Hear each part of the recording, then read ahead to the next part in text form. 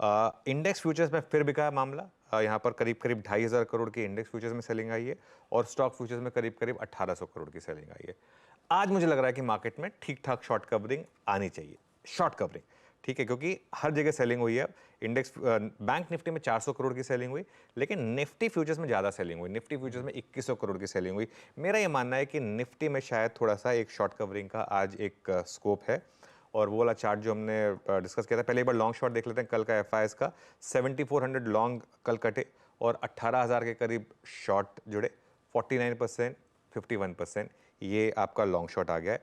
और long shot chart का वो जो हमने रेशो दिखाया था वो फिर देख लीजिए एक बार। अब हम नेट शॉर्ट पर आ गए हैं और वो जो टेबल सुबह सुबह प्रेजेंट की थी, 81,000 कॉन्ट्रैक्ट लॉन्ग से हमने शुरुआत की थी और अब जाकर हम नेट शॉर्ट पर आ गए हैं। इंडिया विक्स कल गिरा है, करीब करीब 7% इंडिया विक्स गिरा है, 14.07 पर आया है और पुट कॉल रेशो 0.93 पर है वर्सेस 0.70। बैन की जहां तक बात है, एक स्टॉक ऐड हुआ है बलरामपुर चीनी और एक स्टॉक बाहर आया है चंबल फर्टिलाइजर्स। तो ठीक ठाक है मामला। सेटअप मेरे ख्याल से आज सेटअप जो इंडिकेशन कर रहा है, सेटअप इंडिकेशन कर रहा है कि शॉर्ट कवरिंग होगी आज, प्योरली शॉर्ट कवरिंग। और शॉर्ट कवरिंग रैलीज को भी प्ले करना आपको आना चाहिए। शॉर्ट कवरिंग रैली कैसे प्ले करते हैं, जैसे कल भी हमने बात की थी कि एक शॉर्ट कवरिंग रैली आपको मिलेगी, अगर आप प्ले कर पाए तो बहुत अच्छी ट्रेड देगी आपको। विद इन काउंटर ट्रेंड भी शॉर्ट कवरिंग रैलीज को प्ले करना आना चाहिए, लेकिन जहां पे वो रैली खत्म हो बाहर, ये नहीं कि उसके बाद कि मैं बस रहूंगा उसमें। कल भी इंटरडे में शॉर्ट कवरिंग पंक्चर हुई। इवन बैंक निफ्टी का चार्ट देखिए, बैंक निफ्टी का चार्ट जैसे ही बैंक निफ्टी ऑलमोस्ट ग्रीन में गया, वो शॉर्ट कवरिंग रैली तुरंत पंक्चर हुई। वहां से बैंक निफ्टी फिर 500 पॉइंट गिरा।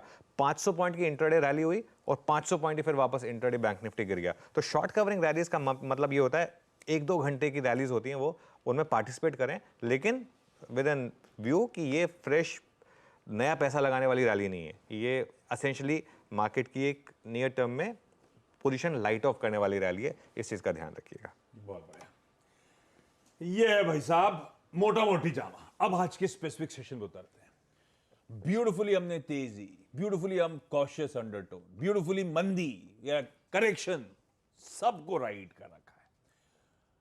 कल मैं आखिरी सौदा में या कमाई का अड्डा में सुन रहा था आपको कि लग रहा है इस leg of correction, not necessarily हमारे नीचे के टारगेट्स अभी भी इंटैक्ट है, वो वैसे के वैसे है, पर इस लेग ऑफ करेक्शन के थमने के इंडिकेशन। और आज वो गिफ्ट निफ्टी दिखा भी रहा है।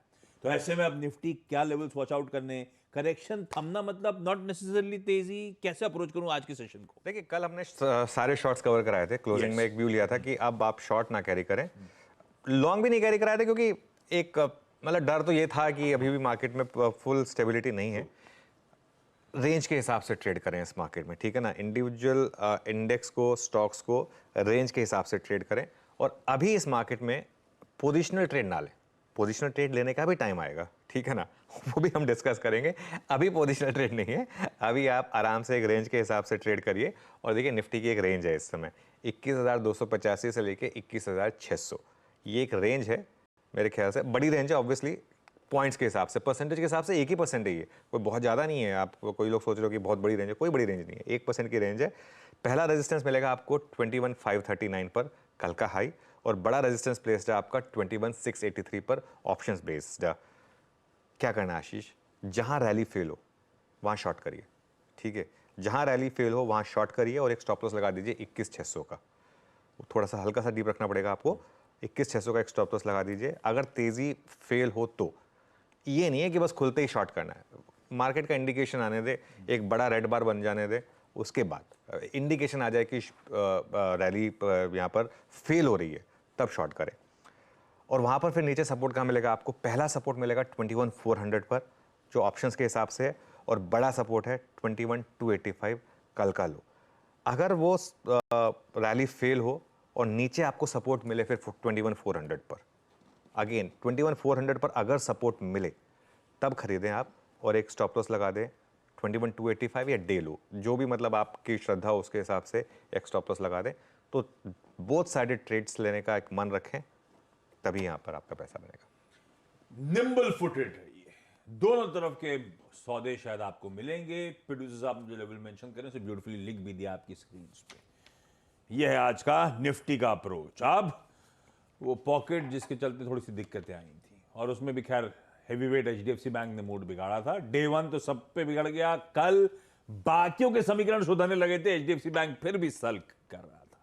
होपफुली आज थोड़ा सा कंसोलिडेट करे, अगर एडीआर के कोई संकेत लीड इंडिकेटर हैं तो। ऐसे में आज निफ्टी बैंक क्या वॉच आउट करोगे आप और क्या अप्रोच रखोगे? देखिए, बैंक निफ्टी के साथ एक प्रॉब्लम है कि एक ऐसा स्टॉक जो 30% है बैंक निफ्टी का, वो प्रॉब्लम में, ठीक है ना। कल खैर हमने एक्सप्लेन किया था कि जितना ईडीआर गिरा था उतना नहीं गिरेगा, लेकिन फिर भी गिरा कल। और कल भी देखिए एचडीएफसी बैंक में बहुत सेलिंग हुई है, और 8,000 करोड़ की डिलीवरी बेस्ड सेलिंग फिर हुई है एचडीएफसी बैंक में, सेकेंड डे पे हुई है। ये एक चीज़ समझ लीजिए, अब आप एचडीएफसी बैंक बहुत जल्दी से, आपको ऐसा नहीं होगा किसी दिन one fine day HDFC bank 5% ऊपर हो जाएगा, आप कहेंगे वाह थैंक यू सो मच, ये नहीं होने वाला है। एचडीएफसी बैंक 1460 का इसका 52 वीक लो है, उसको तोड़ने की तैयारी कर रहा है, और करनी भी चाहिए। क्यों नहीं? क्योंकि अगर आप नंबर खराब लेकर आएंगे और अगर इतनी सेलिंग होगी तो टूटेगा वो लेवल ना, क्या तकलीफ है। तो उसका एक इम्पैक्ट आता रहेगा। इंडसइंड बैंक आज चलेगा, लेकिन इंडसइंड बैंक का इंडेक्स में कोई खास वेट है नहीं, ठीक है ना, ये तकलीफ है यहाँ पर। आईसीआईसीआई बैंक और एसबीआई क्या करेंगे, अब बैंक निफ्टी की चाल इसके ऊपर डिपेंड करेगी, कुछ हद तक कोटक भी, लेकिन मेनली आईसीआईसीआई बैंक और एसबीआई, क्योंकि ये हैं आपके बड़े कॉर्पोरेट बैंक। यहाँ से हमें पता चलेगा कि एनआईएम में क्या हो रहा है, क्या नहीं हो रहा है। क्विकली लेवल बता देता हूँ। पहला सपोर्ट है 45,430 बैंक निफ्टी में कल का लो, और बड़ा सपोर्ट है 44,500 200 डे मूविंग एवरेज, ठीक है।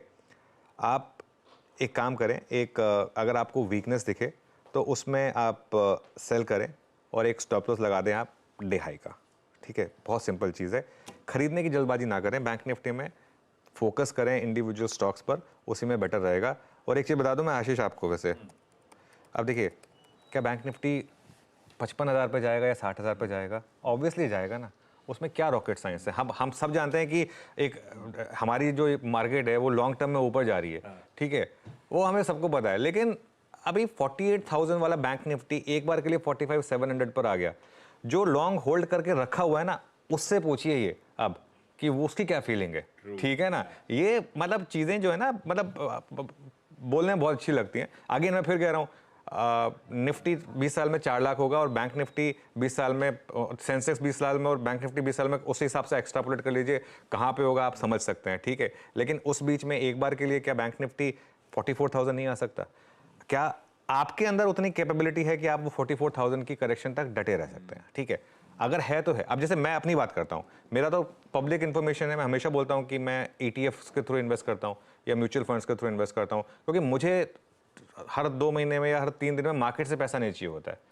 अगर आप उस कैटेगरी में हैं जो मार्केट से पैसा निकालने पर डिपेंडेंट है, तो उसके लिए फिर हर करेक्शन, हर रैली की वैल्यू होती है, ठीक है ना। और इस करेक्शन को जिसने टॉप पे पकड़ लिया उसने बहुत पैसा बनाया है, प्लीज़।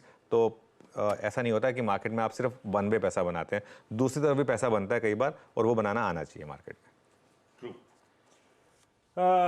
चलिए, फ्राइडे के सेशन का बढ़िया सा समीकरण स्क्रीन पे रख दिया।